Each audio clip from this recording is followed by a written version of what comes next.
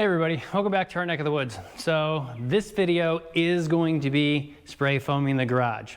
There's a few other things that we're gonna do. Again, just miscellaneous little stuff that we're trying to piece together and go as we're getting through, getting through everything done. But hang tight and we'll show you what's going on.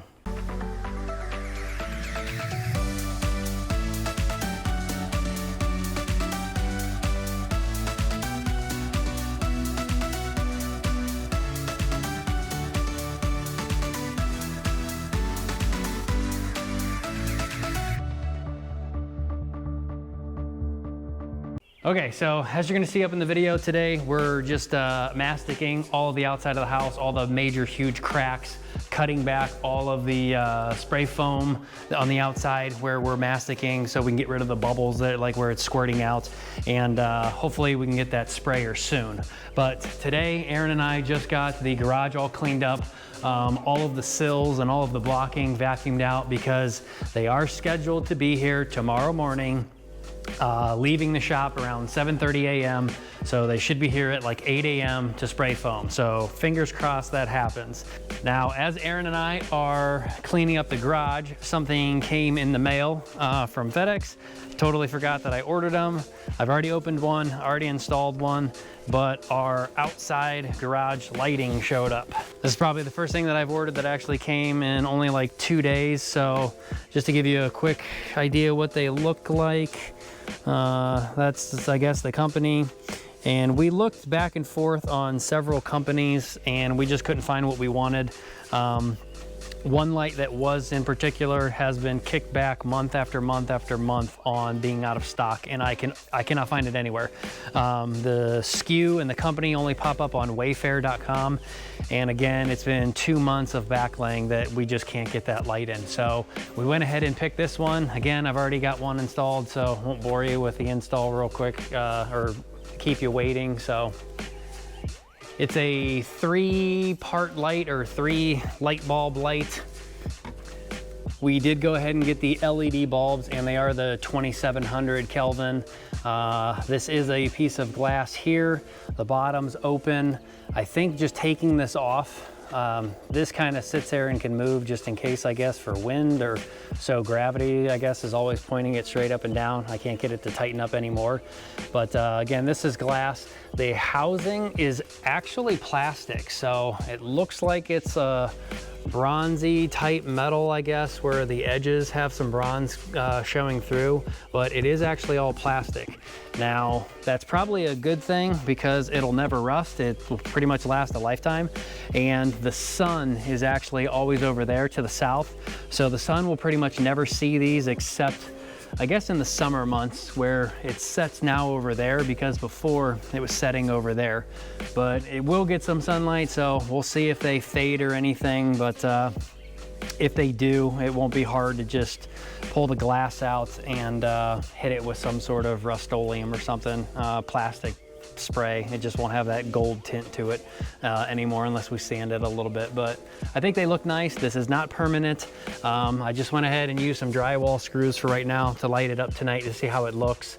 But we'll put our siding on first because there's no way I want to try and cut out this detail for the siding. So once the siding goes on, we'll just pull this back out, cut a hole in the siding to feed the wires through, and then we'll screw it back on with some actual screws that can last outside and are much longer. Those little dry roll screws aren't that long, but we're gonna go ahead and get these other 2 knocked out, and hopefully in a little hour or 2, the sun will set. We'll light them up and see what they look like.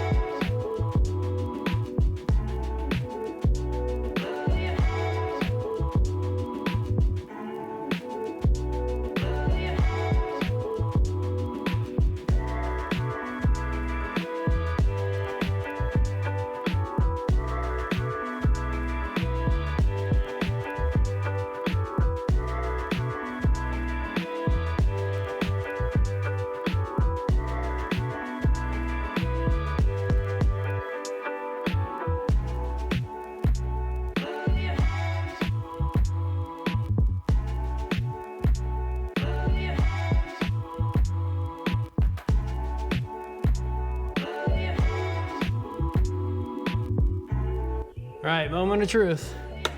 Don't need to wait till nighttime to see if they work or not. I can get a shot later, but at least check my wiring and everything like that, but it's not difficult.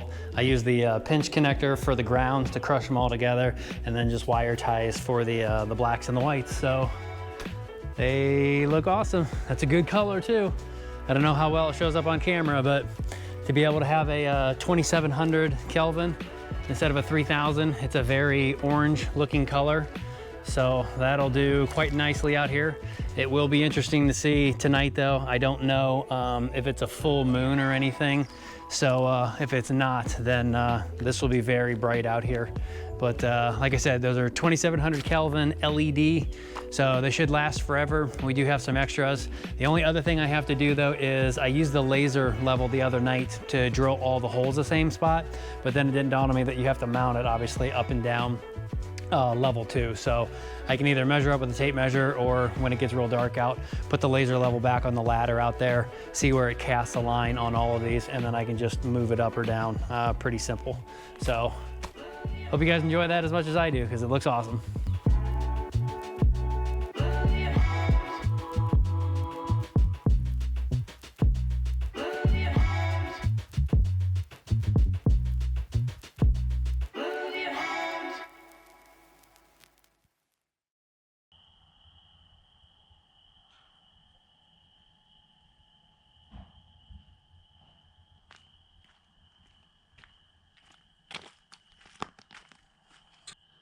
Oh, that looks awesome. I know you guys can't see this, but we've got light all the way past Aaron's car. I mean, literally half the driveway. Those things are so bright.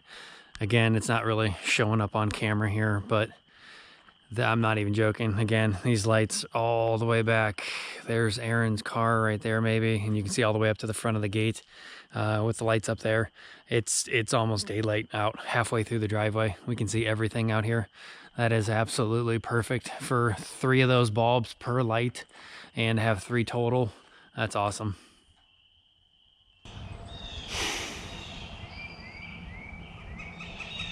Almost 10 a.m. No one here. The salesman guy says he tried to call the installer guy. Phone goes straight to voicemail.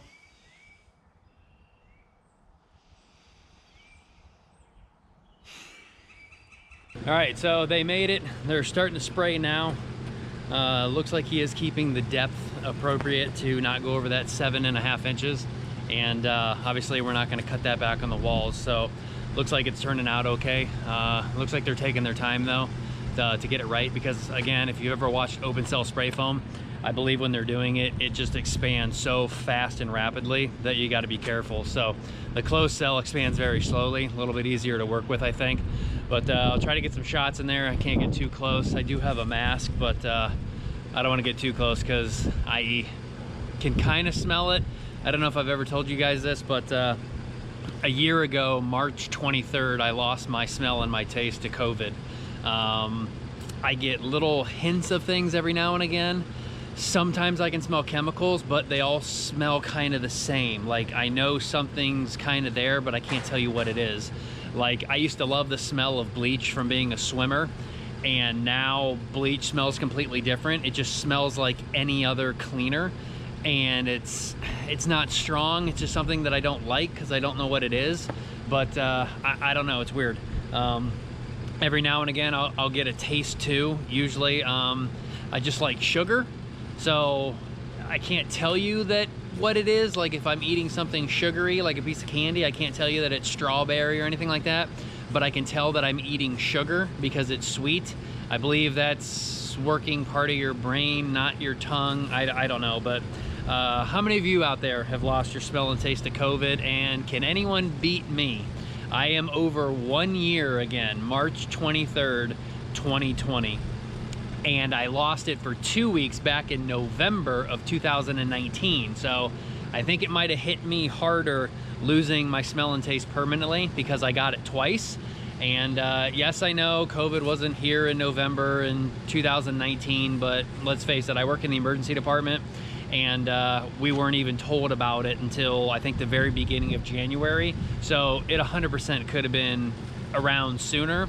The government just wasn't told until like, I think January 6th of 2020. So anyway, how many of you out there have lost your smell and taste permanently?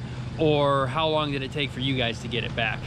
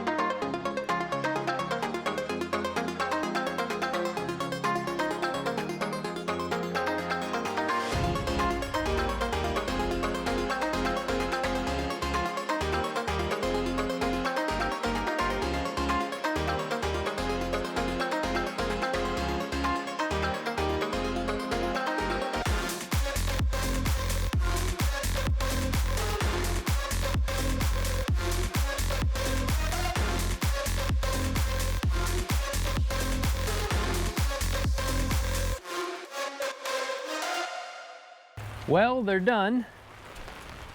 Oh, did you think I meant done? No, done for today. So they've got everything done except for the ceiling. As you can see, it looks like they've only done the very first row and obviously part of, you know, the rest of them. Can't say it was entirely their fault. They said that the generator on board was overheating. It's a big diesel engine and it was overheating, I guess. So that may have been why they were stopping it several times. I have no idea what temperature open cell had to be sprayed. I thought open cell you could do more, like I said, it was a little bit more forgiving. I thought closed cell had to be more protected with the humidity and temperature at which the thing was going. But the diesel generator, they said, pumps out the pumper to make everything run and the heating up the product. So if that's not right, you're not going to do well, obviously, for getting a good product. But so far it looks okay. My OCD, there's a few spots that if they don't hit tomorrow, I'm gonna have to hit with a can of foam or something. Like, for example, like that bothers me in here, that this wasn't hit a little bit more, or back in these corners over here, I could just shoot a can of spray foam in there and hit it.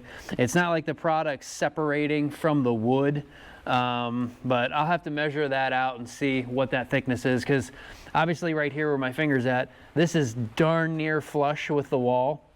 But as you stick your hand back in there, that's a good 2 inches or so that's not being hit.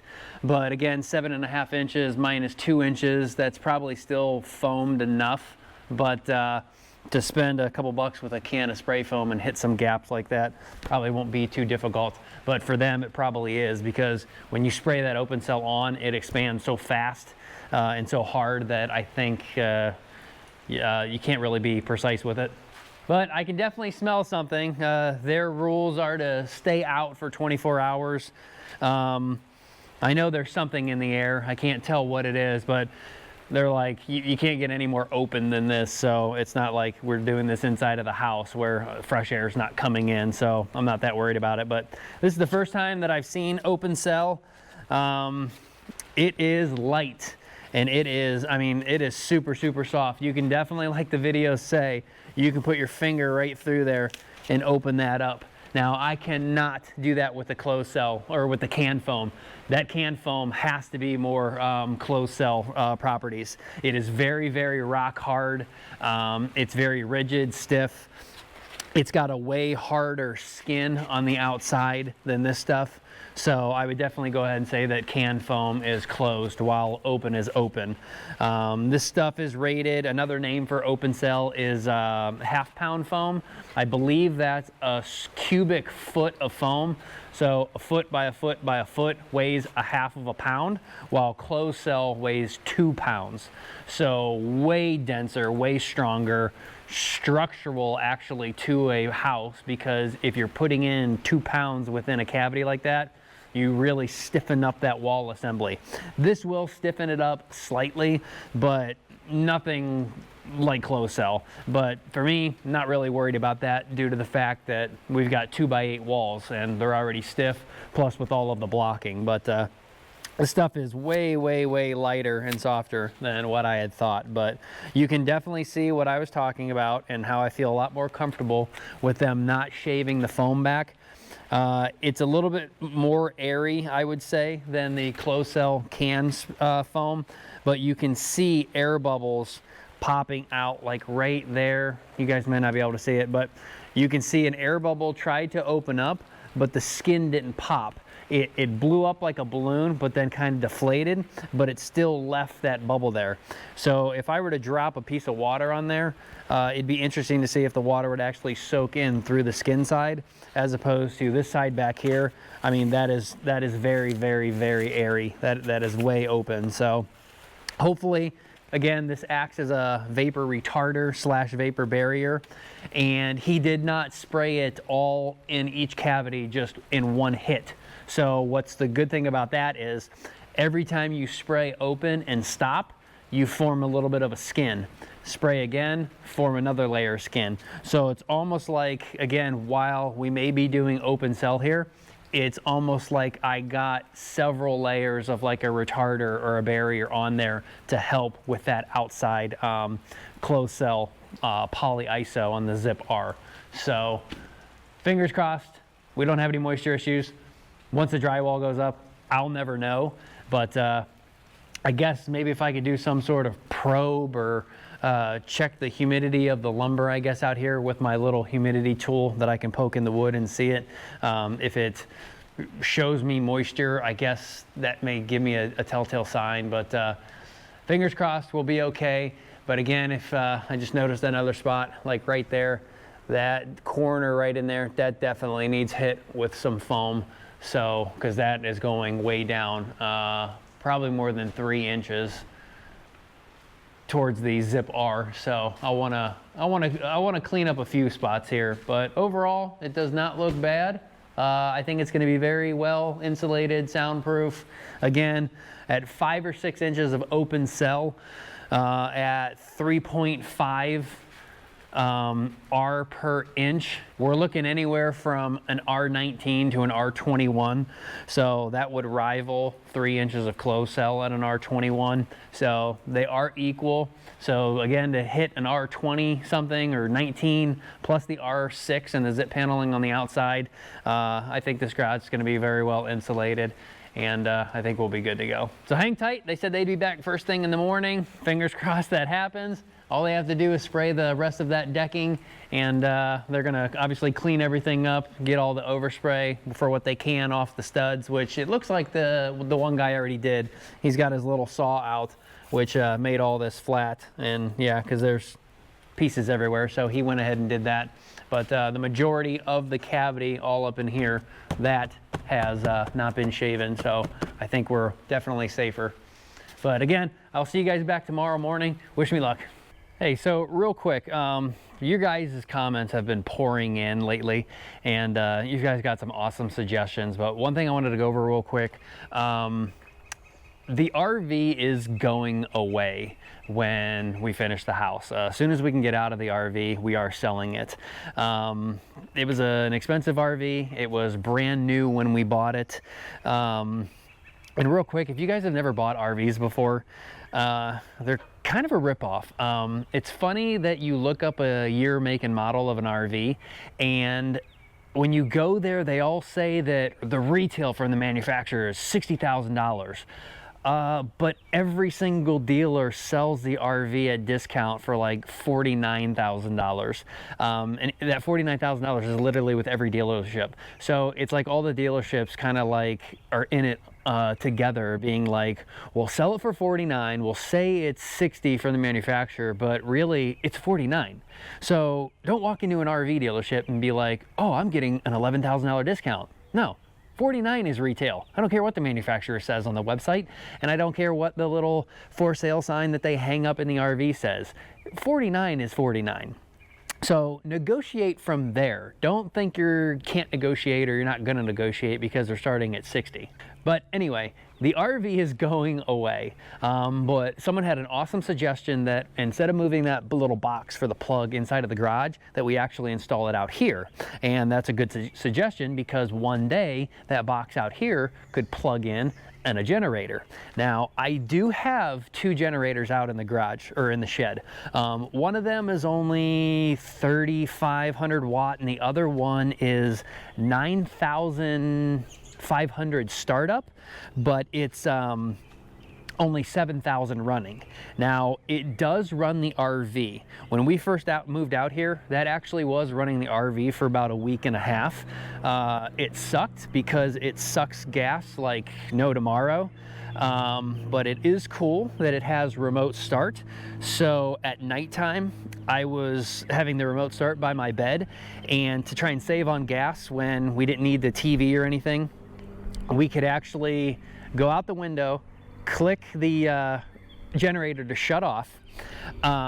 We could sleep for several hours, and unless the AC was running at full blast or something, the battery would eventually die and you would start to hear it ding that the battery is getting low.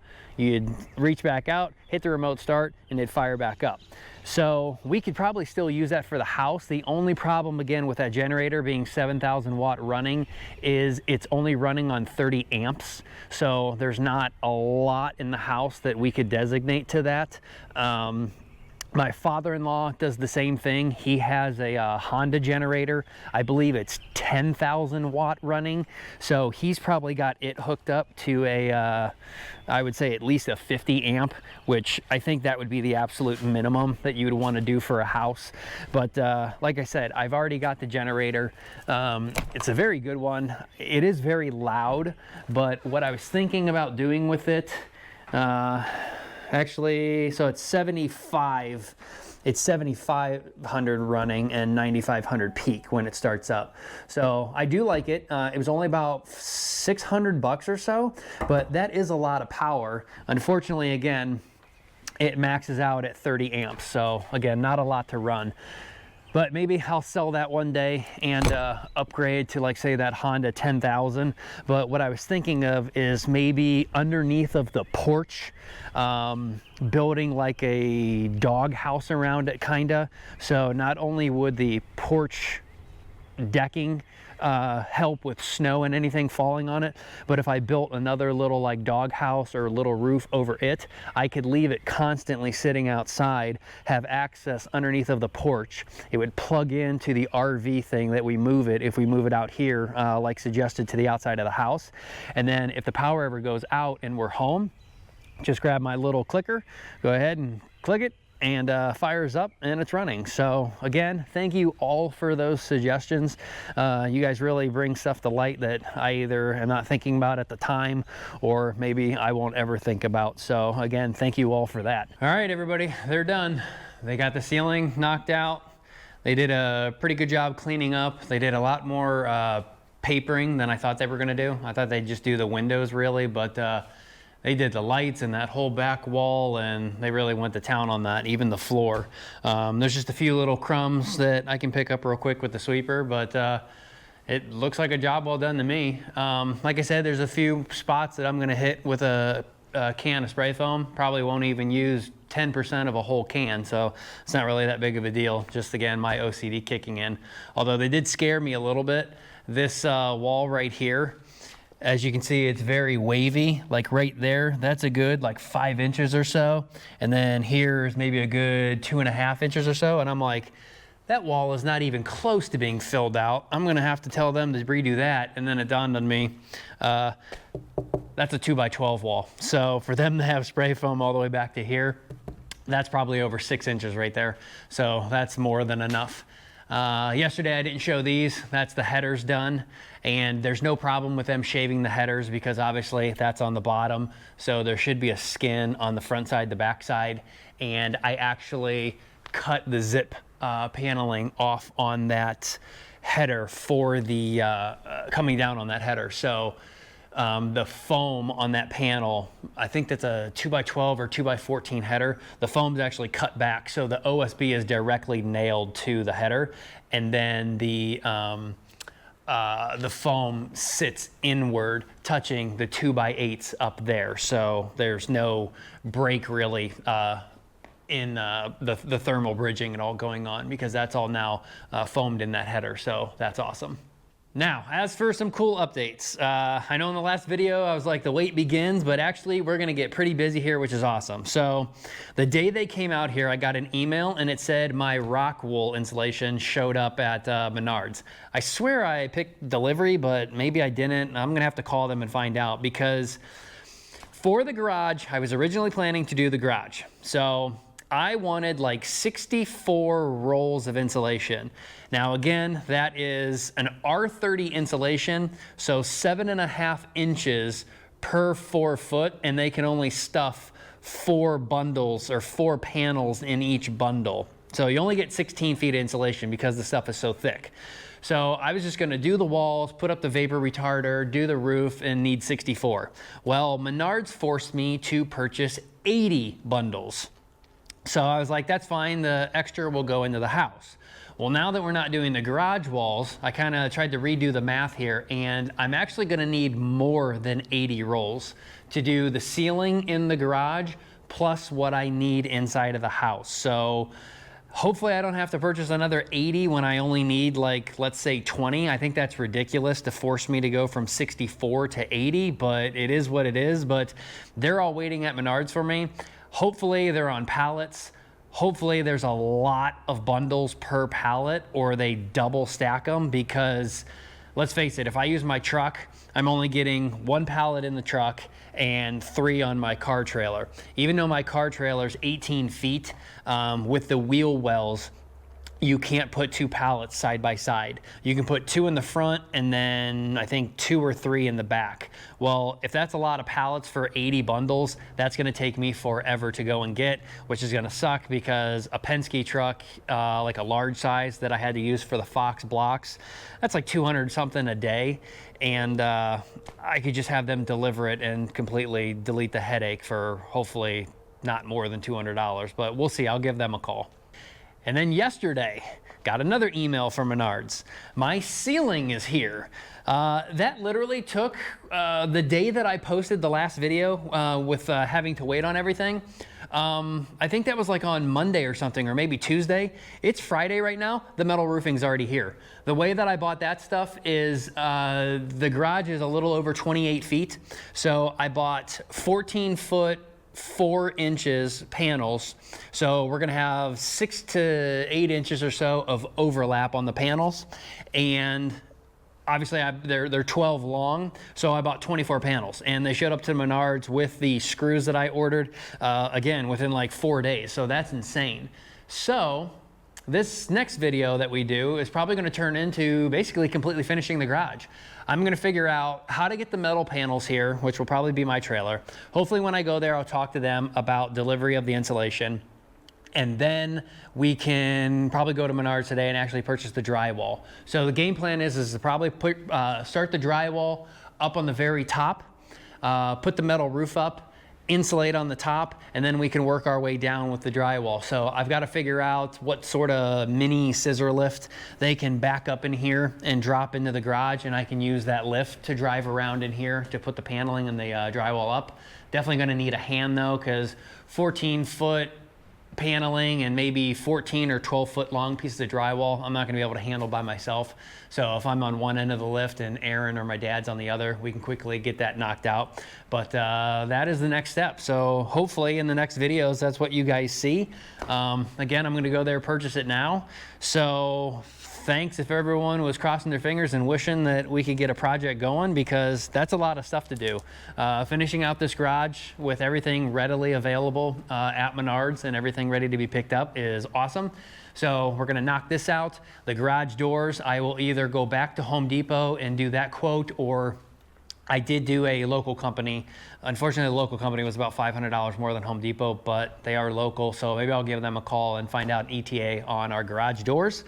And yeah, things are starting to move. So we can also transition into the inside of the house with the blocking and the foaming, and figuring out where that insulation is going to go and how many more bundles I'll need. But if you guys wished for me to not have to wait so long, apparently it worked. So thank you all for that. But I'm gonna wrap this video up here. I'm gonna finish out just a little can spray foam here, go pick everything up, and then we'll go from there. So if you guys enjoy the video, thanks for watching. If you guys aren't already subscribed, go ahead and do that now. My friends who are subscribed, turn that bell on so you guys can get notified when I actually post a new video, so you don't get left behind. And we'll see you all later. And one more thing, if you guys need to hit us up personal messaging wise, hit us up on NeckofTheWoods 2020 on Instagram. Erin's kind of in charge of that account, so she takes pictures and posts stuff that actually is a surprise to me sometimes. But you guys can personal message us over there and talk to us that way. But until next time, we'll see you then. And again, hope you enjoyed and hope you all take care. See you later.